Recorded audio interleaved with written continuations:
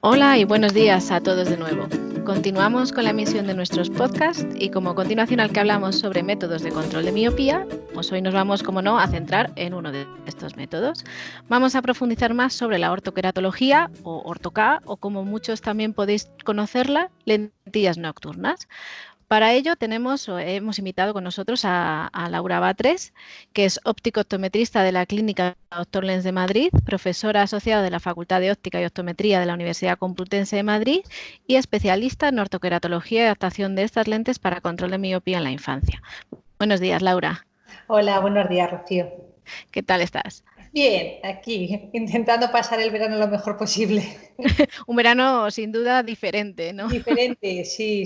Esperemos que sea solamente anecdótico y pronto podamos salir de esta situación. Y que sí, ya todos necesitamos un poco de, De la antigua de ver normalidad la luz. esta que están llamando, ¿no? Eso es, eso es. Bueno, antes de ponernos a hablar y que nos cuentes más sobre la ortoqueratología, me gustaría que tú, como especialista de la visión, pudieras comentarnos más sobre la miopía y sobre todo qué consecuencias puede tener un crecimiento descontrolado, entre comillas, o excesivo de la misma. Bueno, a ver, la miopía se debe a un crecimiento del ojo en su longitud que es excesivo, ¿vale? Y esto tiene dos consecuencias. Una, que es la conocida por todos, es tener una mala visión en lejos, es decir, una disminución de la visión. Pero también este crecimiento excesivo del ojo causa cambios degenerativos en el polo posterior del ojo. Hablamos de polo posterior en la zona que conlleva, por ejemplo, para que los oyentes los entiendan, a la retina, por ejemplo, ¿no? Y estos cambios pueden llegar a tener con el tiempo consecuencias graves como, por ejemplo, es un desprendimiento de retina o una retinopatía miópica. Efectivamente. En AMIR es una de nuestras máximas y misión como asociación es informar sobre esta problemática y sobre todo sobre su evolución. Por ello hacemos mucho hincapié en vigilar la miopía en la infancia. En cifras, ¿qué podríamos destacar? Y sobre todo, ¿cuál es el rango de edad donde podríamos actuar sobre esa evolución de la miopía? Bien, en cifras, ahora tenemos que estar expectantes a ver cómo ha afectado esta pandemia a la miopía en los niños, pero los datos que conocemos y que tenemos actualmente es que en torno a un 11% de niños entre 10 a 11 años con miopía leve, es decir, miopías hasta una dioptría de media, tendrá miopía magna, es decir, por encima de 6 dioptrías, cuando cumpla 20 años. Y de estos, cerca del 1,5%, según los últimos datos, acabará teniendo una discapacidad visual. Sobre cómo progresa la miopía cuando tenemos este mayor aumento, bueno, la miopía progresa entre los 7 y los 17 años. Son estos 10 años muy importantes porque es el único periodo en el que se puede intervenir con los diferentes tratamientos que ya se mencionaron en anteriores podcasts para evitar el crecimiento de la miopía. Efectivamente, como comentas, Laura, y insistimos mucho nosotros en Amires, en todas nuestras campañas y folletos de información, la miopía que aparece en la infancia es la más susceptible de progresar a una miopía magna, porque si bien aparece como unas miopías leves y tiene una evolución importante en esas edades donde todo, o sea, el crecimiento a nivel general del cuerpo del niño eh, es rápido, pues es la más susceptible de progresar a una miopía magna por encima de las 6 dioptrías, que es la que va a causar problemas en la vida adulta. Por ello, hay que estar muy atento a su evolución. Pero Laura, por ejemplo, ¿a qué síntomas o actitudes de los más pequeños tendríamos que estar atentos nosotros como padres? ¿O cuáles nos podrían hacer sospechar si está apareciendo una miopía en nuestros hijos? Bueno, algo muy típico, muy común en las consultas tanto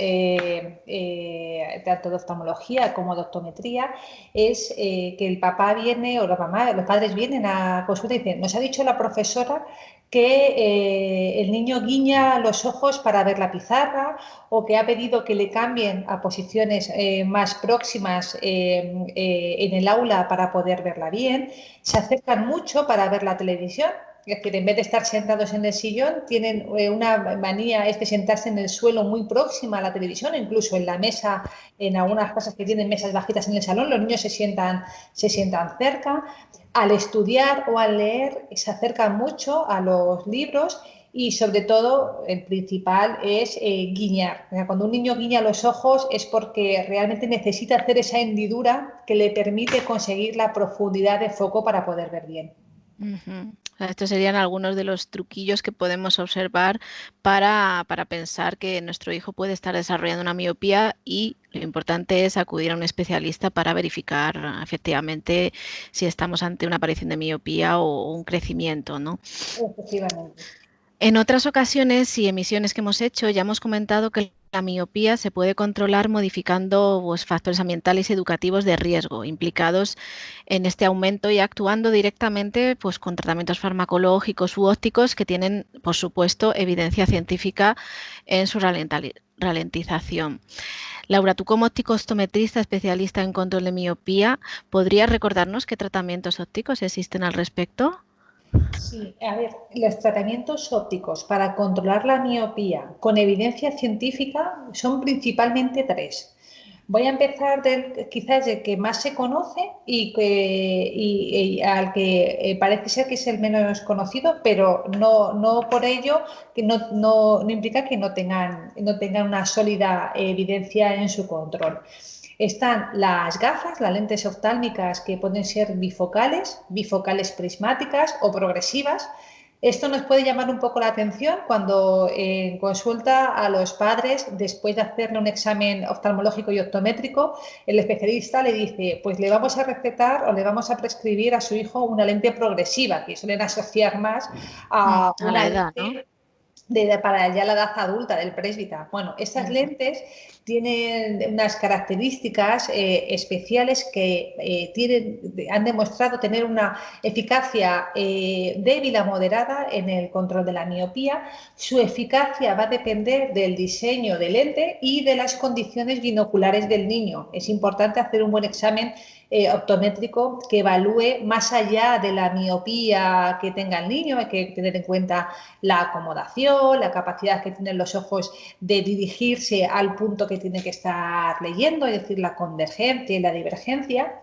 Y según el diseño adaptado, su eficacia puede variar entre el 10 al 35% en las lentes progresivas, y algunos estudios le dan a la lente bifocal prismática una eficacia del 50% en el control de la miopía. Luego están las lentes de contacto blandas para control de miopía, que tienen diferentes diseños. El más quizás para englobarlos, resumirlos todos, son las que trabajan en lo que se llama el desenfoque periférico, que parece ser que es el que está detrás, entre otras cosas, en la progresión de la miopía en niños. Estas lentes blandas se usan durante el día con un tiempo mínimo de porte entre 8 a 10 horas. Tiene un porcentaje de ralentización, según los estudios, en torno al 27-32% en longitud axial. Hay estudios recientes que le dan también un porcentaje de ralentización del 49-54%. Y Y aquí luego, sí, y luego ah, están lentes de ortoqueratología. ¿Perdona? no, aquí, como has comentado, sería importante, ¿no? El número de horas que se tiene que usar este tipo de lentes, ¿no? Para que sea eficaz. Claro, todos los estudios que hay sobre lentes de contacto blanda para el control de la miopía hacen hincapié en la importancia que el niño lleve la lente al menos 8 horas todos los días en uso continuo. Es decir, no vale ponérmela 4 horas, descanso y luego 4 horas, sino que desde que la pongo me levanto, me aseo, hago toda la rutina que haga en casa antes de ir al colegio y ya me pongo las lentillas y me voy al cole con ellas. Y a partir de ahí contaríamos las 8 horas de porte de las lentes de contacto. Y luego está la ortoqueratología. Es verdad que a muchas personas les puede sonar un poco a trabalenguas la palabra ortoqueratología, pero sin duda no es una técnica ni con mucho nueva. sino que tiene ya una trayectoria de años, como hemos dicho en otros podcasts, y sobre todo también ya tiene una experiencia en lo que es la aplicación a control de miopía. Amplíanos, por favor, un poco sobre esta técnica que estábamos hablando de la ortoqueratología. Bueno, vamos a dejarlo en ortoca, que parece que es más sencillo para todos, no parece un trabalenguas. A ver, muchas personas no conocen ortoca y ahí debemos entonar todos los profesionales de la visión un mea culpa, porque la ortoca no se trata ni mucho menos de un método nuevo, ni por supuesto un método experimental, que nadie piense que cuando le comentan ortoqueratología o ortoca en consulta, están intentando experimentar con sus hijos, porque no es así. Ortoca se practica con éxito tanto en Europa como en Estados Unidos desde hace más de 2 décadas. Lo que hace el tratamiento de ortoqueratología es usar unas lentes de contacto que tienen un diseño especial en la parte interna de la lente, la que está en contacto con el ojo.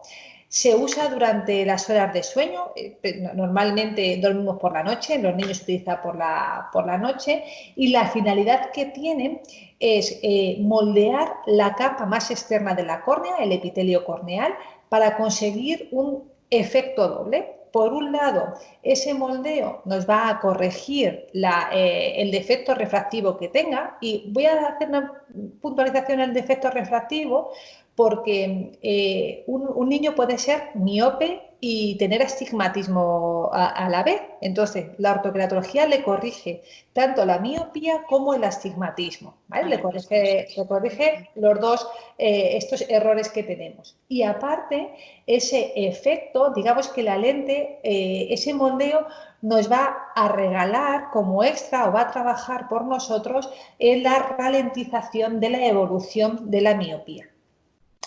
Este cambio que hace la lente por la noche, que uno puede decir, bueno, pero esto se nota, me voy a notar una presión en el ojo. No se nota, porque el cambio que se hace tanto en la curvatura de la córnea como en la forma que tiene el epitelio corneal es minúsculo, es muy pequeño, y no causa ninguna sensación ni de molestia o una sensación diferente a lo que pueda ser el ponerte una lente de contacto convencional, ¿vale? Sin embargo, sí que es suficiente ese cambio, ese pequeño cambio que se hace para que tras las horas de sueño el ojo se haya adaptado a esa nueva forma y nos permita ver bien durante todo el día sin necesidad de utilizar gafa ni lente de contacto con el ojo abierto, ¿vale? Entonces, eso es una explicación de qué es lo que tiene de cómo funciona la ortoqueratología. ¿Tiene que haber unas horas mínimas de sueño, por ejemplo, como en la lente blanda de desenfoque periférico, o se supone que los niños duermen una media de 10 horas en ese sentido? Benditos niños los que duerman 10 horas, ¿no? Pero, por eso te lo pregunto, porque hay niños que sí, hay niños que no. no, necesitamos un mínimo. Sobre todo, mirad, la ortoqueratología como tratamiento tiene 2 fases. Una primera fase es la que el especialista cuenta a los padres en consulta, que es lo que es la fase de adaptación a la lente. Esto va a conllevar una serie de visitas que va a ser principalmente una vez que se ha adaptado la lente, que se ha seleccionado la lente con la que el niño va a empezar a dormir. Vamos a tener una visita a la primera noche, al día siguiente de haber hecho la primera noche con la lente.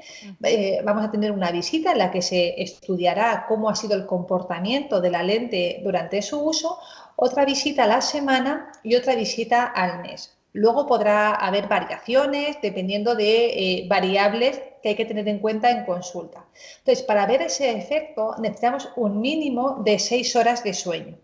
A partir de ahí, si se duermen 8, 10 o 12 horas, lo único que tenemos que tener en cuenta es anotarlo en la historia clínica de nuestro paciente, porque hay otros factores que influyen más allá al uso de la lente de contacto, que es cuando tú duermes 12 horas, estás 12 horas con el ojo cerrado.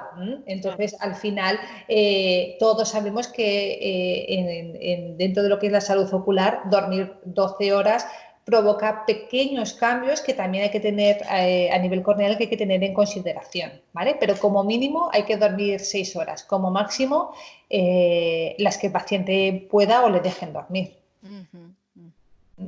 Entonces, bueno, volviendo un poquito a lo que me comentabas sobre como la opción válida para el control de la miopía, en los niños se ha visto desde hace mucho tiempo, hay muy buena literatura científica ya publicada en el año 2000, 2002, 2004, en el que se ve que la ortoqueratología tiene influencia sobre la progresión de la miopía. Pero es verdad que solo recientemente se ha prestado una considerable atención a este problema, no solamente desde el punto de vista científico, porque estamos ante la verdad es que da un poquito de miedo decir ahora pandemia de la miopía, con lo que estamos pasando con el COVID-19, ¿no? Pero es verdad que los datos que se barajan desde diferentes instituciones es que para el año 2050 el índice de miopes va a ser muy alto, y no solamente va a ser muy alto, sino que los que son miopes magnos también va a aumentar. Entonces, se está empezando a poner el foco en la miopía y en las técnicas que se puedan utilizar para ralentizarla, ¿no? Entonces, lo que te decía, hoy en día existe un gran número de trabajos científicos que confirman que la ortoqueratología tiene un efecto significativo y duradero en la progresión de la miopía en niños. Es por eso que a día de hoy me atrevería a decir que es el único tratamiento que combina 4 ventajas. Una es el control efectivo de la miopía. La otra es la independencia de la corrección visual, es decir, el niño se va a ir al colegio sin tener que llevar gafas ni lentes de contacto, lo cual es una tranquilidad para muchos padres. Se va a ir con una buena visión y además los padres van a ejercer un control completo sobre el uso de las lentes, puesto que se va a hacer en casa por la noche, en un ambiente controlado. Ahora comentas, ¿la corrección visual de los niños dura todo el día?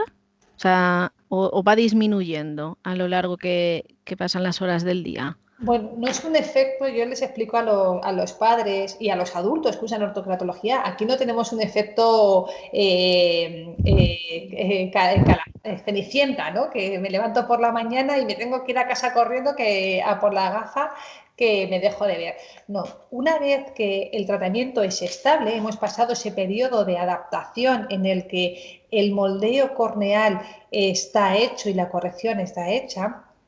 Dependiendo de la miopía a tratar, es importante tener en cuenta esto, no es lo mismo ser miope de 1, 2, 3, 4 dioptrías que ser miope de 6.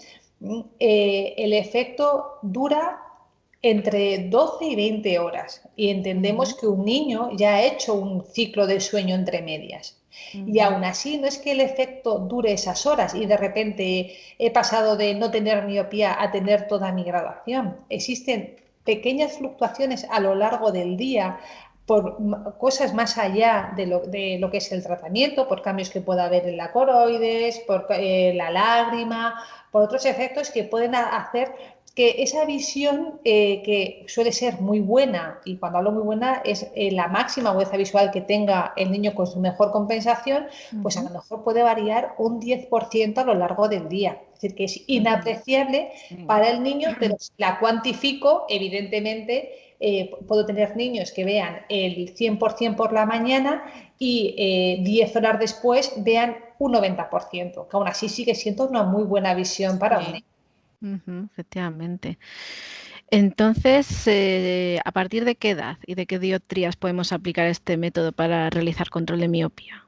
Bien, voy a empezar por las dioptrías, ¿vale? Más que por la edad. Y ya te voy a explicar por qué. Ortocat puede usarse en niños como control de miopía para corregir desde media dioptría hasta 7 dioptrías. Tenemos diseños ya de lentes que nos corrigen ese defecto y combinada o no con astigmatismo. Siempre, de lo que te comentaba, dependiendo del diseño del lente utilizado y de la experiencia del contactólogo con las diferentes geometrías de lentes. Entiendo que es fundamental, ¿no? Esta experiencia.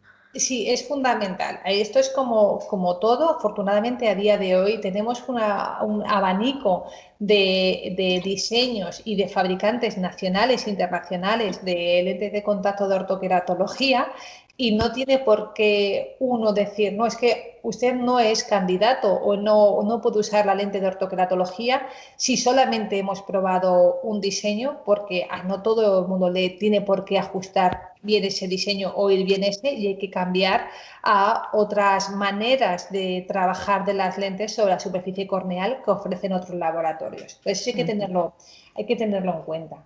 Y sobre la edad, bueno, pues su uso puede comenzarse en el momento en el que el niño es autónomo. Y existe por parte de los padres un compromiso, esto es importante, en controlar que siempre se inserta las lentes con unas medidas de higiene máximas sobre las lentes y sobre las manos. Para eso, uno puede decir, ya, pero ¿cómo sé yo que mi hijo es autónomo? Nos podemos sorprender y mucho de cómo hay niños que no quieren utilizar gafa en el colegio por muchos motivos, y cuando les da la opción de llevar un tratamiento que les va a hacer bien y que además se les explica que va a ayudar para su salud visual en el futuro, ellos son muy responsables con esto. Pero no quita que haya que controlarles en esa responsabilidad de ver que siempre se inserta la lente derecha en el ojo derecho, la lente izquierda en el ojo izquierdo, y que tiene una higiene máxima sobre todo el procedimiento que lleva la aplicación de la lente. Cuando hablamos de niños autónomos, ¿podría ser un niño incluso menor de 6 años o no? ¿O sería Bueno, recomendable? hay casos que hay que estudiarlos. Hay casos en los que por debajo de 6 años se podría valorar con el oftalmólogo y con los padres que el niño no se ponga la lente, a lo mejor sí que se la ponga él, o sea, sí que se la pongan los padres y se la quite él. Es decir, también hay niños de 5 muy responsables y niños de 14 muy poco Sí. responsables. Entonces es importante tenerlo en cuenta. Siempre todas las decisiones de tratamiento tienen que ser consensuadas con los padres y con el oftalmólogo, en este caso, cuando hablamos sobre todo de niños. Efectivamente. Muy bien, en estos casos nos preocupa mucho a todos, tanto a padres, entiendo, como a oftalmólogos y, lógicamente, a vosotros ópticos optometristas que aplicáis este método, la seguridad derivada de la higiene. Claro, así como otras posibles contraindicaciones, efectos. Referente a esto, ¿cuál es tu opinión como experta? Bueno, vamos a partir que la lente como tal y el tratamiento como tal es un tratamiento que es seguro, ¿no? Lo que hace la inseguridad o lo que hace las contraindicaciones al uso de lentes de contacto es principalmente una mala higiene, tanto del lavado de manos antes de manipular la lente como después, la limpieza de las lentes de contacto, la limpieza de los estuches de las mismas. Seguramente que nos escucharán usuarios de lentes de contacto que si abren ese cajoncito donde guardan la lentilla, tienen un montón de estuches sin usar y Sí. dediquen mucho cariño al primer estuche donde guardan las lentes de contacto. El estuche hay que cambiarlo cada vez que acabamos el bote de líquidos, porque lleva un tratamiento que ayuda a la higiene de la propia lente de contacto. Entonces, si hay un buen control por parte del profesional, pero ojo también por parte de los padres y del niño, hay que tener en cuenta que hay que hacer revisiones. Si hacemos las revisiones pautadas, acudimos al especialista ante cualquier sospecha de que algo no está yendo bien. El tiempo en el que tardamos en acudir es importante para buscar la solución, porque simplemente son problemas no asociados al propio uso de la lente de contacto, como puede ser una conjuntivitis alérgica o que se nos haya metido cualquier cosa en el ojo, o puede ser causada por la propia lente. Entonces es importante acudir. Y ya te digo, esas son principalmente la seguridad del tratamiento, lo que te comento. Es importante llevar una buena higiene. Y sobre la seguridad en el control, bueno, el porcentaje de ortoqueratología, el porcentaje o la eficacia del control de miopía en ortoqueratología es de las que más peso tiene, está en un 32-63% de control en la reducción de la longitud axial y bueno, pues es una herramienta, un tratamiento muy eficaz para el control de la miopía en niños. Sí, por lo que tiene además asociado pues la libertad, ¿no? que te da el no tener que utilizar pues lentes o gafas durante el día. Y sobre todo, importante, el control parental, fundamental, ¿no? Efectivamente, sí, cuando tenemos que tener en cuenta que es un tratamiento que empezamos y que lo vamos a tener que utilizar durante el periodo de desarrollo de la miopía, que se sabe que más o menos son pues esos 10 años dependiendo del momento en el que debuta. Eso te iba a preguntar, cuando una vez que se empieza el tratamiento, Ujú. ¿qué tiempo tiene que durar ese tratamiento?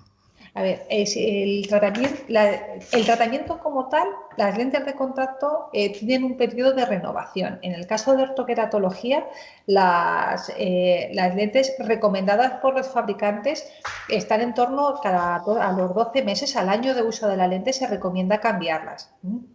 Por eso, en las diferentes visitas se les va indicando a los padres si la lente hay que cambiarla o no. Hay veces que hay que cambiarla antes, incluso por condiciones de la lágrima del paciente. O sea, no tiene por qué ser 12 meses de uso de la lente. Entonces, lo que es el tratamiento durará mientras la miopía vaya evolucionando.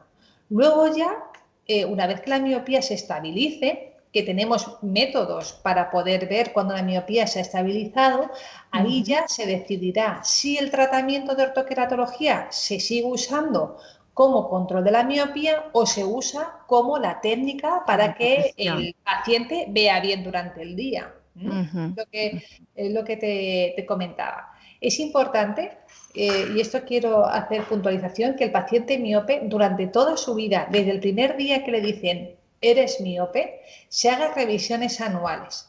Entonces, si estamos llevando un tratamiento de control de la miopía, como es con el caso de la ortoqueratología, y llegado un momento le decimos a los padres, mira, la miopía está estable, ya no avanza más, a partir de aquí decidís si continuamos con el tratamiento de ortoqueratología para que vea bien o cambiamos a otro sistema de corrección porque vosotros lo decidáis, ¿no? Aún así, a los 6 meses de no llevar el tratamiento de control de miopía hay que hacer una revisión para verificar que efectivamente no hay un aumento de la longitud axial del ojo y no hay un aumento de la miopía.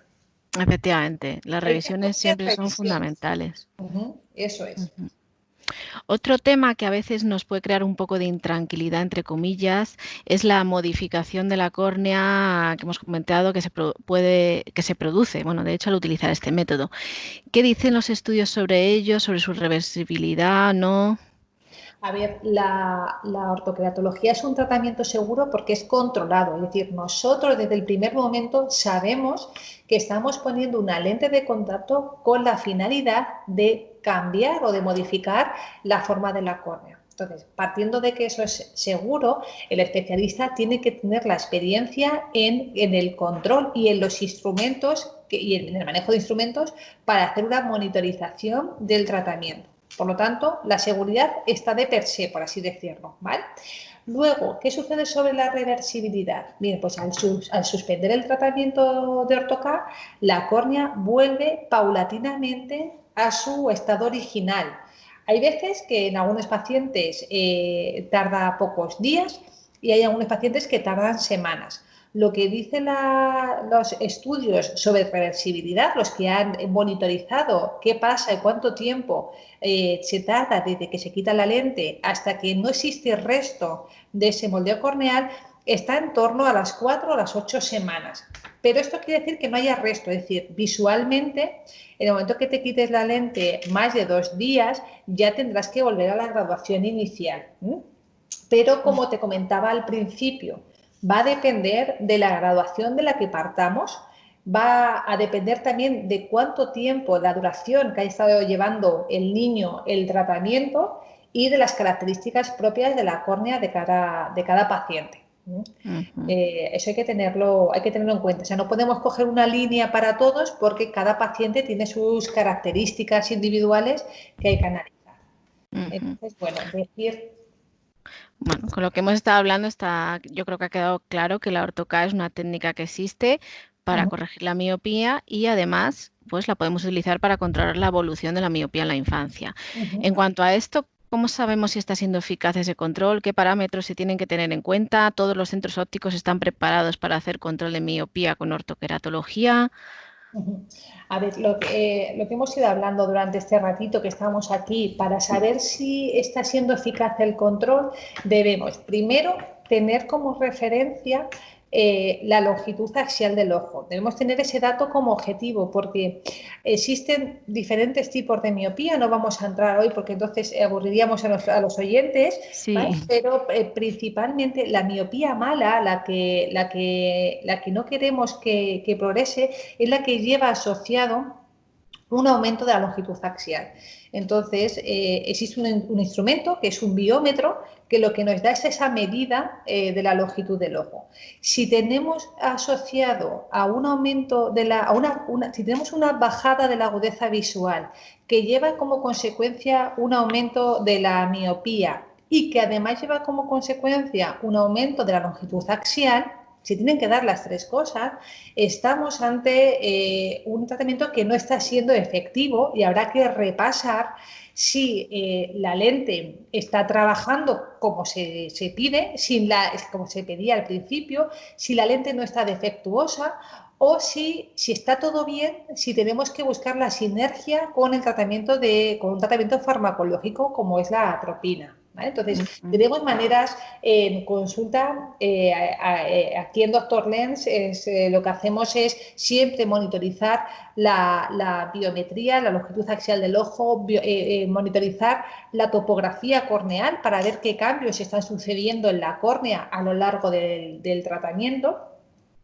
Y, por supuesto, en caso de necesitar hacer una refracción libre de acomodación, importantísimo en niños para evitar todas esas miopías falsas por un exceso acomodativo, utilizar fármacos que nos permitan graduar con la acomodación paralizada. Bueno, pues yo creo que con todo esto que nos ha explicado Laura ha quedado mucho más claro qué es la técnica de la ortoqueratología orto-K, cómo puede beneficiar a los niños en cuanto a controlar esa evolución de la miopía. Y bueno, solo me queda darte las gracias por compartir con nosotros este ratito, ayudándonos a profundizar, como decíamos, un poco más en este mundo de los métodos de control de miopía, siempre basados en la evidencia científica. Y gracias por colaborar con la labor de información y sensibilización que hacemos en Amires. Muchas gracias a vosotros, Rocío, por lo que hacéis. Decirle a los oyentes que consulten siempre con vosotros. Seguro que ahora les indicarás en cómo se pueden poner en contacto con Amires si tienen un hijo miope, qué es lo que pueden hacer, y que consulten con los especialistas de la visión las diferentes alternativas o tratamientos que hay para evitar que la miopía de sus hijos aumente. Efectivamente. Para cualquier duda sobre miopía, su control, miopía magna, baja visión, ya sabéis, podéis contactar con nosotros, que os atenderemos encantados. Nos podéis encontrar en las redes sociales, estamos en Facebook y en Twitter, y también, por supuesto, en nuestra página web, www.miopiamagna.org. También os animo desde aquí a que visitéis nuestro canal de YouTube, donde podéis encontrar diferentes vídeos, recursos, podcasts sobre este y otros temas relacionados con la miopía. Muchísimas gracias, Laura. Gracias a ti, Rocío, y a todo el Un equipo. abrazo. Un abrazo. Hasta luego.